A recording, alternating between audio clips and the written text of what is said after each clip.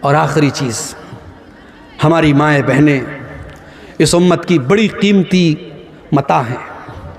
اس امت کی مائیں بہنیں، اس امت کی عورتیں اس امت کی بہت قیمتی دولت ہیں۔ کیوں؟ کیونکہ یہ کسی کی ماں بنتی ہیں، کسی کی بیوی بنتی ہیں، کسی کی بیٹی ہوتی ہیں، کسی کی بہن ہوتی ہیں۔ ایک عورت کے کئی روپ ہوتے ہیں، اور اسلام نے عورت کے ہر روپ کی بڑی عزت کی ہے۔ اسلام میں عورت کو پوجا تو نہیں گیا، عورت کی عبادت تو نہیں کی گئی۔ اسلام میں عبادت صرف اللہ کی ہے، مگر عورت اگر ماں ہے تو اسلام نے کہا اس کی عزت کرو، اس کے قدموں کے نیچے تمہاری جنت ہے۔ عورت اگر بیوی ہے، قرآن کہتا ہے وَمِنْ آيَاتِهِ أَنْ خَلَقَ لَكُم مِّنْ أَنفُسِكُمْ أَزْوَاجًا لِتَسْكُنُوا إِلَيْهَا۔ بیوی تمہیں سکون پہنچاتی ہے، تمہارے گھر کو شانتی دیتی ہے، تمہارے بچوں کو پالتی ہے، تمہارے دل کو سکون پہنچاتی ہے۔ یہی بیوی بیٹی، یہی عورت بیٹی ہے تو اللہ کے نبی فرماتے ہیں من ابتلی من هذه البنات شیئا کن له سترا من النار، جس کو اللہ بیٹی دے کر کے آزماتا ہے اور اس امتحان میں وہ کھرا اترتا ہے، بیٹی اپنے ماں باپ کو جہنم کی آگ سے بچاتی ہے۔ یہی عورت جب بہن بنتی ہے، اللہ کے نبی فرماتے ہیں جس کی 3 بہنیں ہوں اور ان بہنوں کی صحیح دیکھ بھال کرے، صحیح پرورش کرے، ان کا صحیح جگہ شادی کر دے، کن لہو سترا من النار، وہ بیٹیاں اپنے بھائیوں، وہ بہنیں اپنے بھائیوں کے لیے نجات کا ذریعہ بن جاتی ہیں۔ میرے بھائیوں، عورت کا ہر روپ اسلام کی نظر میں بڑا قیمتی ہے، مگر آج ہماری ماں بہنوں کو بھی سوچنا پڑے گا کہ آج وہ کہاں کھڑی ہے۔ آج جب ہم اللہ کی قسم انسٹاگرام پر اور فیس بک پر اور واٹس ایپ پر جب کسی مسلمان عورت کو بے حیائی میں کے کام میں دیکھتے ہیں تو ہمیں ڈبل تکلیف ہوتی ہے۔ بے حیائی کا کام کوئی بھی عورت کرے یہ تکلیف کی بات ہے، مگر مسلمان عورت کرے تو یہ ڈبل تکلیف کی بات ہے کہ ہماری قوم کی لڑکی، ہماری قوم کی بہن ہے۔ ابھی بھاگلپور میں اترا، ایک غیر مسلم، دیکھنے میں بظاہر ایک غیر مسلم لڑکا تھا، دیکھا اس کے ساتھ ایک عورت بالکل چپک کر کے بیٹھی ہے، باتیں کر رہی ہے۔ کچھ دیر کے بعد موبائل پر فون آیا میرے سامنے، اس نے سامنے والے سے بات کر کے السلام علیکم کہا۔ کپڑے سے نہیں لگا مسلمان ہے، اس کے چہرے پر جو اسکارف بنا ہوا تھا اس سے نہیں لگا مسلمان ہے، لیکن جب فون پر اس نے السلام علیکم کہا مجھے پتہ لگ گیا مسلمان ہے۔ مجھے بڑی تکلیف ہوئی کہ یہ مسلمان لڑکی کسی غیر مسلم لڑکے کے ساتھ اس طریقے سے آٹو پہ ٹوٹو پہ بیٹھ کے کیا کر رہی ہے۔ یہ حالات آج ہماری قوم کے ہیں۔ میری ماں اور بہنوں، آج آپ کو اپنی ذمہ داری کو سمجھنا پڑے گا۔ آج آپ کو بے حیائی اور بے غیرتی کے اس طوفان کا مقابلہ کرنا ہے، اس کا شکار نہیں بننا ہے۔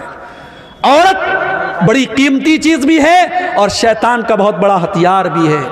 اللہ کے نبی فرماتے ہیں الدنیا کلھا متاع وخیر متاع الدنیا المرأۃ الصالحہ، دنیا کی سب سے قیمتی دولت نیک عورت ہے۔ اور اللہ کے نبی یہ بھی فرماتے ہیں المرأۃ عورۃ، عورت پردے میں رہنے کی چیز ہے۔ فاذا خرجت، جب یہ عورت گھر سے نکلتی ہے استشرفھا الشیطان، تو شیطان کا شکار بن جاتی ہے، شیطان کا آلہ بن جاتی ہے۔ اس لیے میری ماں اور بہنوں، آپ دودھاری کھنجر ہیں، آپ کے ذریعے اچھا کام بھی ہو سکتا ہے اور آپ کے ذریعے سماج کو بگاڑا بھی جا سکتا ہے۔ اب یہ آپ طے کر رہے ہیں آپ کو کیا کرنا ہے۔ اور مردوں سے میں گزارش کروں گا کہ آپ کے گھر کی عورتیں کیا پہن رہی ہیں، کس حالت میں نکل رہی ہیں، یہ دیکھنا آپ کی ذمہ داری۔ آپ دیوس نہ بنے، آپ بے غیرت نہ بنے۔ جس بھائی کی بہن بے پردہ نکلے، جس باپ کی بیٹی بے پردہ نکلے، جس شوہر کی بیوی بے پردہ نکلے، وہ دیوس ہے، وہ بے غیرت ہے۔ اور میرے نبی نے فرمایا 3 لوگ قیامت کے دن ایسے ہوں گے اللہ تعالیٰ ان کی طرف دیکھے گا بھی نہیں۔ ان 3 لوگوں میں ایک وہ انسان بھی ہوگا الدیوس الذی یقر فی اہلہ الخبث، وہ بے غیرت آدمی جس کے گھر میں بے غیرتی کا کام ہو رہا ہو اور اس کو کوئی فرق نہ پڑ رہا ہو۔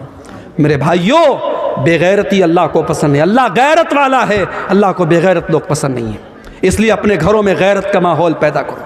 اپنے گھر میں یہ بتاؤ، فرق بتاؤ اپنی جوان بیٹیوں کو، یہ خالہ کا لڑکا ہے، یہ ماموں کا لڑکا ہے، یہ چاچا کا لڑکا ہے، یہ غیر محرم ہے، کسی کو الاؤ مت کرو۔ واٹس ایپ پر کسی کا سلام آیا، اپنی بہنوں سے کہنا چاہتا ہوں خبردار کسی اجنبی کو لفٹ مت کراؤ۔ وہ پہلے بھائی بن کر کے بات کرے گا، پھر دوست بن جائے گا، پھر بوائے فرینڈ بن جائے گا، پھر ملنے کی بات کرے گا، پھر تمہاری خوبصورتی کی تعریف کرے گا۔ وہ کس طریقے سے پٹی پڑائے گا تم نہیں سمجھ سکتی۔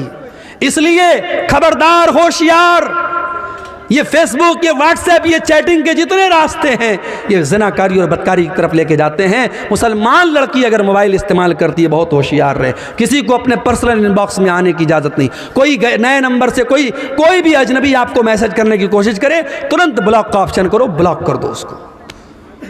میرے بھائیوں، آخر میں یہ کہنا چاہوں گا، ملک کے حالات جو بھی ہیں جیسے بھی ہیں، مگر ہم آزاد نہیں ہیں۔ ہمارے بڑے موجود ہیں، ہمارے علماء موجود ہیں۔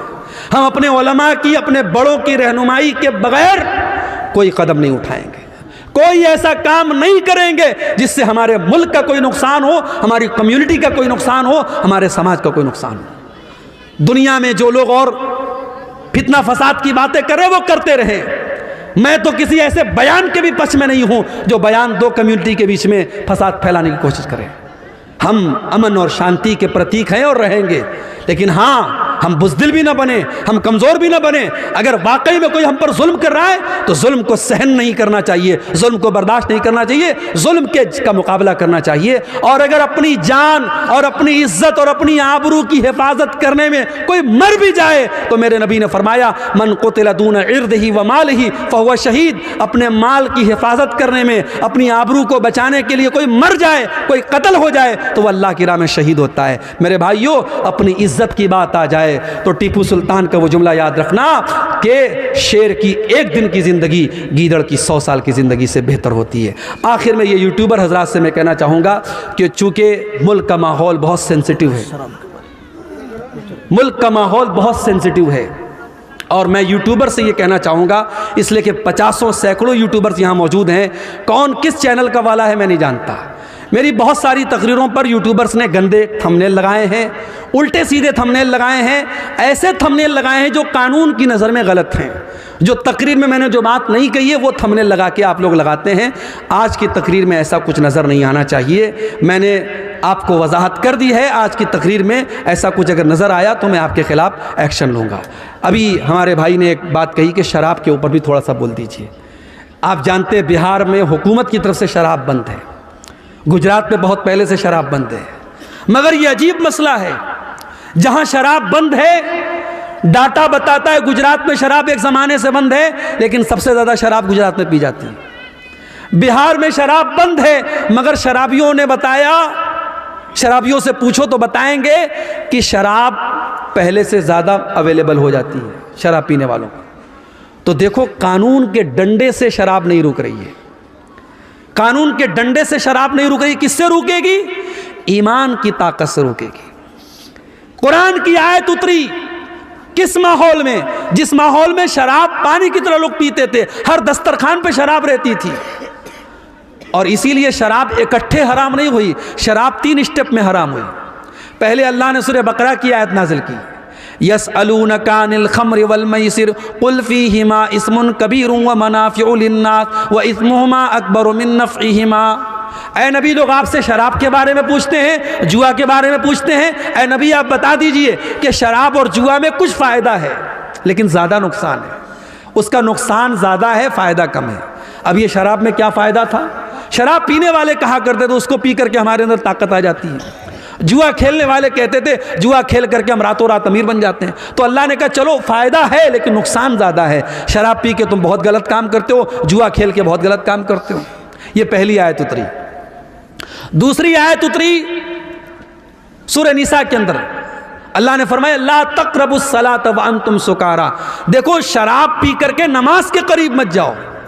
پھر تیسری آیت اتری سورہ مائدہ کی، انما الخمر والمیسر والانصاب والازلام رجس من عمل الشیطان، شراب، جوا اور پانسے کے تیر اور غیر اللہ کے آستانے یہ سب گندے کام ہیں، شیطان کے کام ہیں۔ جب یہ آیت اتری صحابہ کرام شراب پی رہے تھے، جیسے ہی قرآن کی یہ آیت اتری اور نبی نے آ کے بتایا کہ ایسی آیت اتری ہے، صحابہ نے اپنے گھر سے شراب کے سارے برتن نکال کے توڑ کے پھینک دیے، شراب پورے مدینہ کی گلیوں میں پانی کی طرح بہہ گئی۔